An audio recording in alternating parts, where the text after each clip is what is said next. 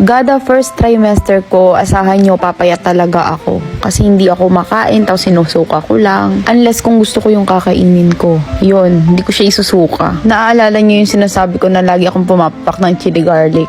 O diba, totoo nga yung iniisip ko. Kakabaka ko, ayan, nagkatotoo nga. Dahil tinatamad ako ngayon, hindi ako makapunta sa mall. Gusto ko lang lagi nakahiga, ayan, tulog kain. Nag-order na lang kami netong Xiaolong Bao. Pero syempre mas masarap yung nung nasa mall. Kasi yun fresh talaga eh. Ito kasi ininit ko lang. Kain po mga kahati, sabayan nyo ng MQ Kitchen Chili Garlic. I-check muna natin si Baby 2. Actually, alam ko na pegi ako. 2 hanggang magta-3 linggo na alam ko. Pero syempre, gusto ko lang ma-make sure na may heartbeat si Baby. Kaya nung nag 7 weeks na siya, ayan, pinapunta na kaming doc sa kanyang clinic para makita na may heartbeat na talaga. Wala talaga akong gana kumain ngayon. Kung kumakain man ako sa mga video ko, bihira. Nagdala din pala ako ng pasulubong para kay Doc. Kasi love na love namin yan si Doc Pasqua. Kasi bukod sa magaling na mabait pang doktor. Sa clinic niya kami dumaan, pero meron din siya sa Medical City kung saan ako nanganak. Pwede niyo siyang hanapin dun sa Medical City or di kaya sa City Med sa Antipolo. So ayun, nakakatuwa. Ayun, nakita ko na si Baby 2. Kung babae man or lalaki, thank you Lord, diba? Ayun na kaya. Hala, sana may heartbeat. Ito yung mo. Ito yung cervix mo. Ito yung CS scar mo. Okay naman, nag-heal na. Ito yung sac.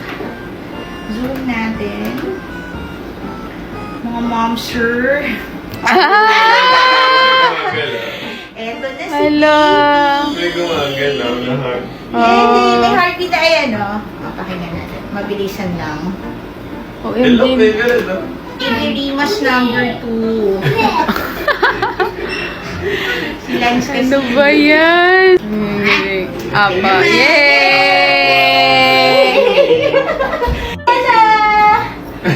Yay! Kami measure ko lang siya. Lock mama, lock mama. Isa lang guys, ha? Hindi naman kambal. Apa. At saka maganda yung location, yung carpet niya. Okay naman. It's got today, ha? So, ang date natin ay Hihiya na ako sa owner ng Stellar Glow Plus kasi naman glowing skin tapos lagi ako nabubuntis. Naalala niyo yung kay Baby Red nung mga nag-start ako mag-take neto. Parang 2 months lang ako naging endorser tapos tinigil ko ng pagte-take kasi nga nabuntis ako. Kasi bawal to sa buntis. Tapos ngayon, edi balik endorser na ulit ako, umiinom na ulit ako nung bandang 4 months si Red.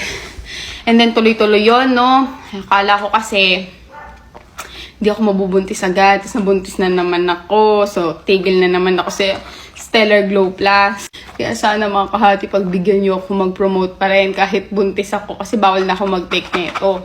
Pwede nyo naman balikan yung mga dati kong video na nagte-take ako ng Stellar Glow. Hindi ako nagka-cut.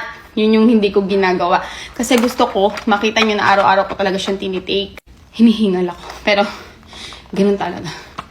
Ayan. Meron na siyang collagen, glutathione, vitamin C, sodium ascorbate yung vitamin C niya ha. Tigwa 100 mg yun. Tapos meron na rin siyang B-complex, vitamin B1, vitamin B6 at vitamin B12. Kung TTC kayo or trying to conceive, magpa-consult kayo sa OB. At kung breastfeed kayo, consult pa rin sa OB. Lahat, consult. Make sure lang kung ayaw nyo masundan yung anak nyo or ayaw nyo pang magbuntis at gusto nyo glowing skin, make sure lang na mag-pills kayo. At itanong nyo din sa OB kung ano yung best pills na pwedeng isabay kay Stellar Glow Plus.